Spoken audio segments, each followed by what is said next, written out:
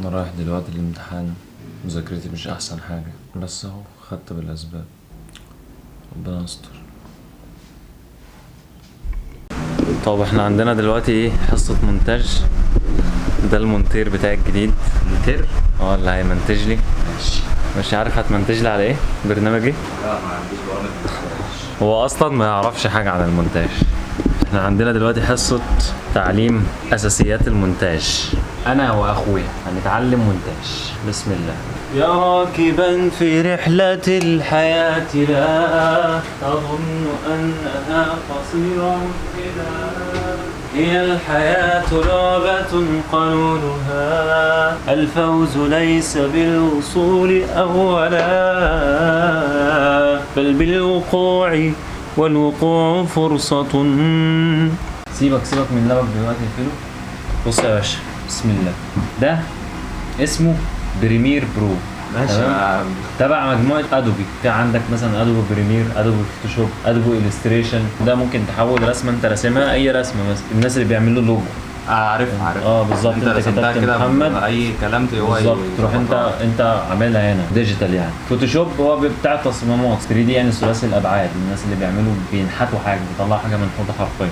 بريمير مونتاج فيديوهات والكلام ده ماشي. يبقى عندنا الستريتور، عندنا فوتوشوب، عندنا بريمير. في حاجه كمان اسمها ادوبي اوديشن. اوديشن من كلمه اوديو بالظبط. اغلب اللي بيستخدموا بريمير بيستخدموا اوديشن عشان يظبط الصوت. البريمير فيه تظبيط صوت هو كمان، بس مش محترف، يعني زي ما تقول ايه، مش متخصص في الصوت. بالظبط، مش متخصص في الصوت. تمام. فاحنا نفتح البرنامج واجهته سهله خالص. انا فاهمك الفكره قبل اصلا ما تخش البرنامج. انت دلوقتي عندك مقطع فيديو ماشي. مقطع الفيديو ده انت فضلت تتكلم فيه وجيت فتره سكت. فانا عايز اقص الحته دي ماشي وتكمل. يبقى باختصار هروح قاصص الحته دي اهو، المقص اهو. هقص الحته دي وهلزق دي في دي، كأن عندك شريط فيديو في حته سافهه في الشريط، هتروح قاصص الحته دي وتروح لازقهم بسولوتيب ولا اي حاجه. تمام. يبقى لزقت دي في دي. مش انا لو قصيتها اصلا المفروض الاثنين هيلزقوا على طول، يعني لو عندي فيديو. لا ليه بقى؟ لان انت عندك لازم انت تقربهم من بعض. ليه؟ لان انت عندك امكانيه ان انت تسيب فراغ ما بين الفيديوهات. انا عايز مثلا اسيب فراغ 5 ثواني بين الفيديو، ساعات انا بعملها كده في الفلوجات. او عايز احط حاجه ما بين الاثنين، احط صوت، احط صوره، احط اي حاجه. ممكن انا احط صوره او فيديو على الفيديو. ممكن لما بتتفرج على فيديوهات كده تلاقي الصوره ظهرت في قلب الفيديو، او فيديو صغير بالظبط. او ممكن احط الصوت على الصوت، يعني صوت في الخلفيه او صوت زياده. ممكن اشيل الصوت واحط صوت تاني. ممكن. ازاي بقى؟ الواجهه بتاعت البريمير بتبقى عباره عن حاجتين، حاجه خاصه بالفيديو وحاجه خاصه بالصوت. يعني رحمكم الله، صوره ونسخه صوت. تمام. حلو.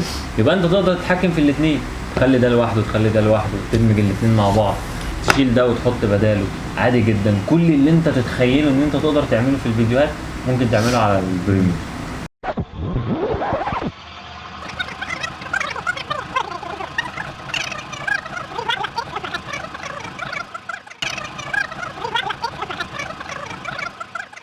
هنا كده عليها واعمل ورا كليك بس. بالظبط. وكده اتمسحت.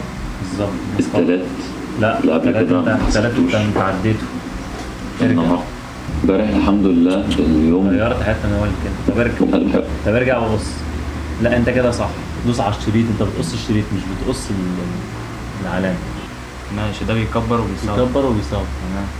لو ضغطت بينهم لو ضغطت بينهم بحرك التايم لاين. ماشي.